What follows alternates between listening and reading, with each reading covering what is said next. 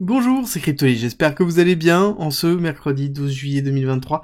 C'est avec plaisir qu'on se retrouve aujourd'hui pour passer en revue l'actualité crypto.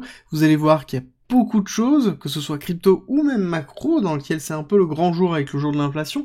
On va se projeter sur ce qu'on pourrait avoir, donc on va passer après sur analyse technique, dans lequel on va analyser la macro et aussi le BTC, ce qu'on peut attendre avec un retour de la volatilité, ce qui est très important parce qu'on est dans une zone de range depuis longtemps, mais qu'est-ce qui va se passer réellement quand on va casser cette zone de range et comment en profiter? La réponse tout de suite.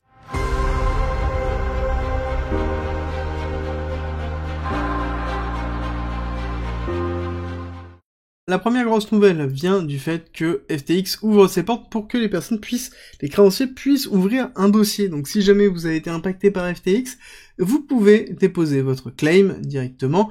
Ça, j'ai retweeté, donc sur mon Twitter, vous avez toutes les informations, qui est sur le compte Goku. Deuxième grosse information, nous avons Tagado, donc qui nous parle du fait que Vanguard, donc un gros actif, un gestionnaire d'actifs américain, achètent massivement, non pas du Bitcoin, mais des sociétés qui produisent du Bitcoin, qui sont en train d'investir massivement sur cette partie. Alors, c'est pas les seuls, on sait que BlackRock aussi le fait massivement, et ça veut dire plusieurs choses. Ça veut dire que, on a derrière une valorisation de l'évolution de l'industrie du Bitcoin. Alors, derrière, je rappelle qu'on a le halving qui arrive, sous peu, donc ça veut dire une division par 2 du chiffre d'affaires de ces entreprises, et pourtant ils sont en train d'investir massivement. Donc ça sous-entend qu'on s'attend à une valorisation de BTC, de Bitcoin, qui irait à la hausse pour permettre justement à ces entreprises de compenser le halving, et surtout d'avoir une valorisation supplémentaire et qui continuera à croître, sinon il n'y a aucun intérêt à augmenter sa participation aux différentes sociétés de minage, il y aurait vraiment aucun intérêt. Donc très important de le retenir parce que on a quand même un setup entre les ETF BTC, entre les prises de position BTC et maintenant cette vision que l'on a, ce renforcement de position que l'on a sur les sociétés de minage BTC nous indique que oui, on est en train de se diriger doucement et tendrement vers un prochain bull run, on est en train de le préparer, même les gros gestionnaires d'actifs sont en train de le préparer aussi. Alors, autre petite chose, on a encore un transfert de 103 millions de dollars, toujours multi-chain, je vous ai dit qu'il va falloir faire très attention, en effet, encore 103 après les 126 millions qui ont été détournés, on n'a toujours aucune nouvelle, ça commence à être dramatique, donc il va falloir surveiller ce qui va se passer, mais je pense que ça va être la fin de multi-chain, et la fin des dirigeants de multi-chain aussi. Grosse nouvelle au niveau de la crypto, nous avons Microsoft qui fait un partenariat avec Axelar pour permettre l'interopérabilité au niveau des différentes blockchains et d'offrir une solution de cette façon-là.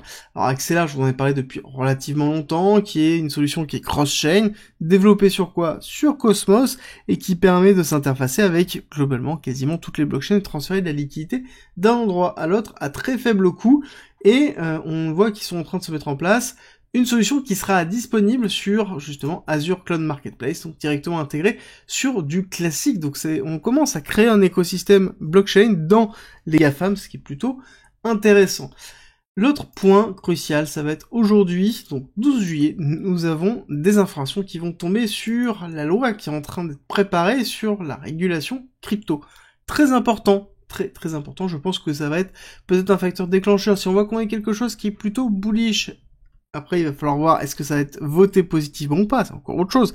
Mais si c'est plutôt bullish, ça veut dire que on a une compréhension de l'importance de cette réglementation dans l'évolution du marché US. Et donc à ce moment-là, on aurait une mise au pas de la SEC qui se fera sur validation, bien évidemment, de cette proposition de loi. Donc très intéressant de voir comment ça va se dérouler, donc il va falloir vraiment suivre l'annonce de cette loi, voir comment ça va être effectué et sur quoi ça va travailler.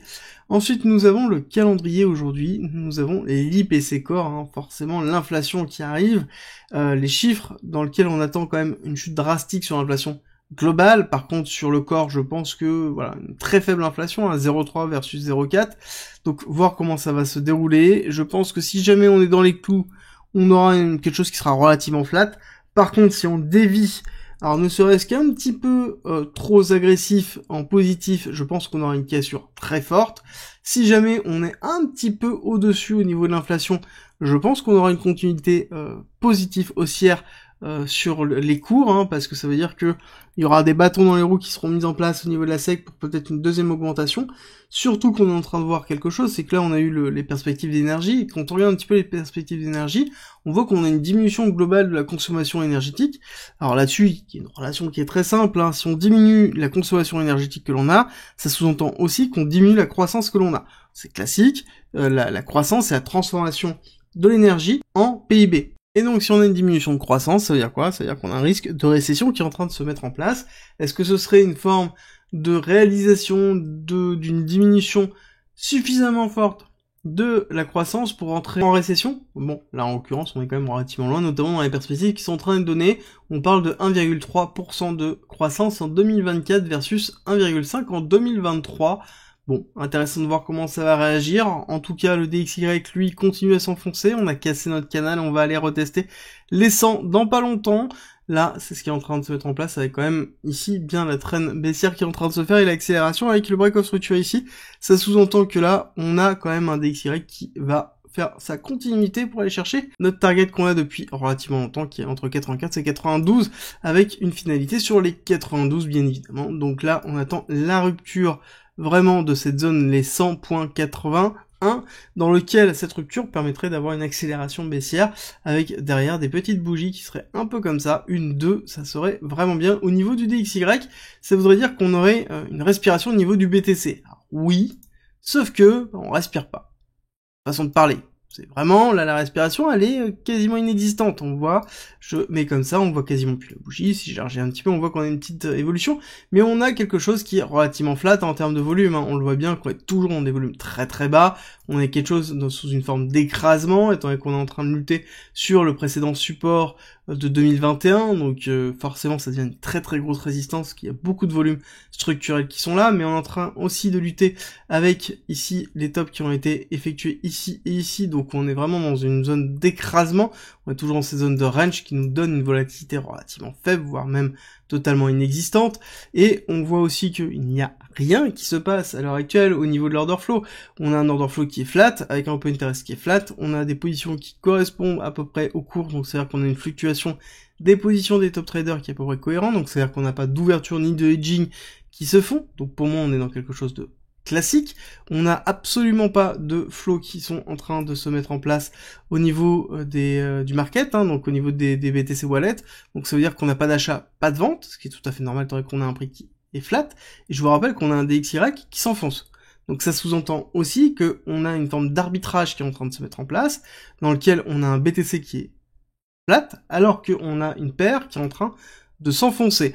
Donc alors, on est en train de s'enfoncer, je rappelle que le DXY, ça reste la représentation du dollar versus un panier de devises, mais ça ne veut pas dire que toutes les devises sont en train de surperformer le dollar. Ça sous-entend que la majorité, en tout cas les plus grosses, celles qui ont une plus grosse pondération, sont en train de surperformer, et c'est peut-être pour ça aussi que le BTC n'est pas en train de casser baissier, parce que, en l'occurrence, le BTC ne fait pas partie de ces surperformances, et ce qui est en même temps normal, parce qu'on attend quand même beaucoup de nouvelles. Je vous rappelle ETS Spot, on attend la réglementation US, on attend les différentes finalités des procès de la SEC contre Coinbase, Binance et XRP Ripple. Donc là-dessus, forcément, ça va jouer beaucoup, surtout quand on connaît la justice américaine, dans laquelle c'est une justice de jurisprudence. Alors c'est pour ça aussi on attend beaucoup cette nouvelle-là, hein, la nouvelle de proposition qui va arriver aujourd'hui avec ce qui va être mis en place. Je pense que ça pourrait donner un petit peu de respiration au marché, et surtout si jamais on a une inflation avec une macro qui évolue, on aura quelque chose qui sera relativement fort. Pourquoi? Parce que si on regarde le Nasdaq et le SP500, je vous l'ai pas montré tout à l'heure, mais voilà, on est toujours dans cette zone de résistance, on voit que on ne casse pas baissier, hein, alors que on attend justement une respiration. Là, on tient fort. Je pense que les chiffres d'inflation vont soit donner une cassure haussière relativement forte, soit nous donner la possibilité d'avoir une respiration au niveau du SP500 et du Nasdaq, qui entraînerait d'ailleurs certainement le BTC dans une respiration beaucoup plus forte, 29 000, ou chercher 26 000. Donc ce qu'on va chercher principalement dans cette cassure, parce qu'on aura une cassure qui sera donc classiquement soit haussière, soit baissière, il faut comprendre que le marché n'a toujours pas respiré. D'accord, on a eu une première respiration qui a été donnée ici, enfin une première respiration ici, et encore je suis même pas sûr que c'est une respiration, c'est plus une réaction du marché sur justement une crise financière très forte, avec un impact au niveau des marchés crypto, dans lequel après là on a vraiment une respiration qui est structurée et structurelle, classique. Là, on a une accélération dans laquelle on est en train de statuer sur une résistance, on n'arrive pas à casser, on n'arrive pas à construire au-dessus, donc on voit bien que on a beaucoup de mal, donc on n'a pas d'énergie, on n'a pas d'inflow suffisant, je vous rappelle que là, c'est totalement flat, hein, donc ça veut dire qu'on n'a pas de mouvement, personne ne veut acheter sur ce prix-là, donc ça sous-entend qu'on aurait besoin d'une respiration, qu'elle soit partielle pour aller chercher l'OB à 28 000, ou complète pour aller chercher justement quelque chose à 26 000. Mais on a besoin d'avoir une respiration pour redynamiser le marché, aller chercher des liquidités, parce que oui, on a des liquidités en attente, hein.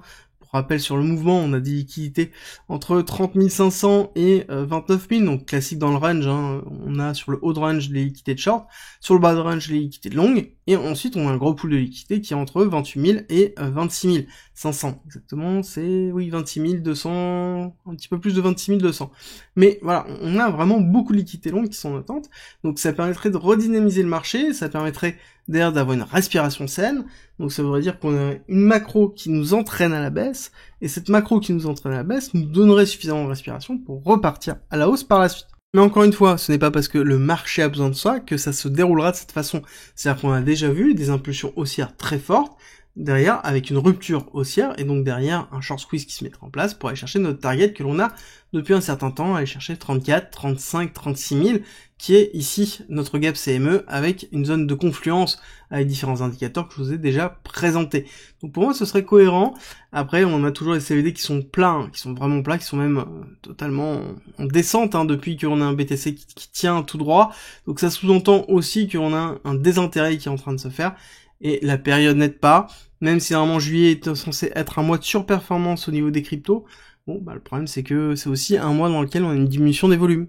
Et quand on est dans une zone d'incertitude, parce que c'est exactement ce qu'on est en train de voir, quand on voit ça, je suis désolé, hop, on va se mettre comme ça, quand on voit ça, c'est une zone d'incertitude. Clairement, on ne sait pas où on va, et c'est exactement ce qu'on est en train de voir avec cette période de neutralité / ranging.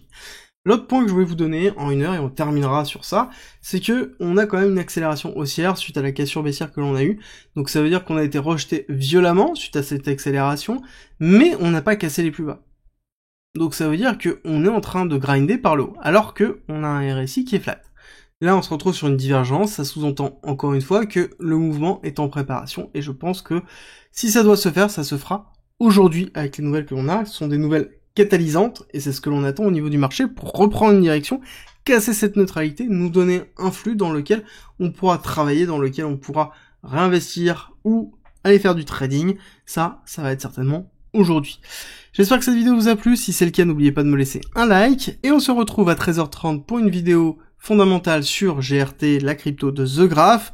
Si vous aimez bien ce type de format, les formats fondamentaux, je vous ai fait une vidéo hier sur CHZ, la crypto-monnaie de Chiliz. Je vous souhaite une excellente matinée et on se retrouve à 13h30.